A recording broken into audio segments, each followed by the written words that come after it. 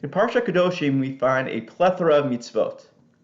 For instance, Ish, Imo ve'viv tira'u, loosely translated as honor your father and mother. Ve'et Shabbatai tishmoru, keep the Sabbath.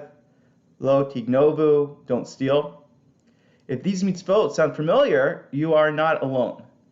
They're of course reminiscent of the Aseret HaDibrot. No less than 7 of the 10 commandments have direct parallels in Parshat Kedoshim. And the Midrash goes even further. The Midrash is able to identify all 10 of the Aseret HaDibrot scattered throughout other mitzvot of our Parsha. Now the obvious question is why? Why does the Torah essentially repeat that which we already know? The key, I think, is to look at the broader context of both series of Pesukim.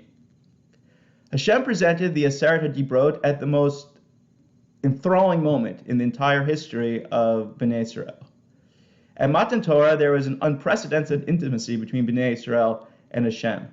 At that moment, when Hashem said, for instance, Lo tignov, don't steal, no one could even begin to contemplate breaking that command.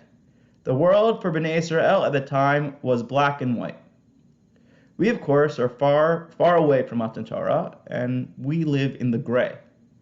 Parshat Kedoshim comes after the details of the Korbanot, after the details of Tuma and Tara, and after the details of Kashrut.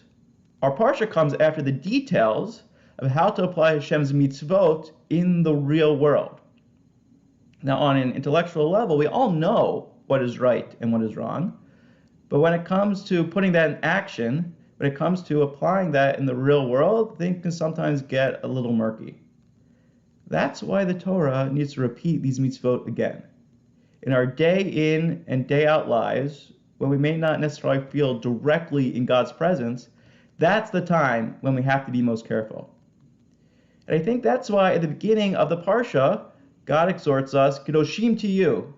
God tells us, you shall be holy. The Torah is telling us that the path to becoming holy is doing what is right, not only when we're experiencing our highest moments of religiosity, but even more so when we're engaging in our daily, everyday routines.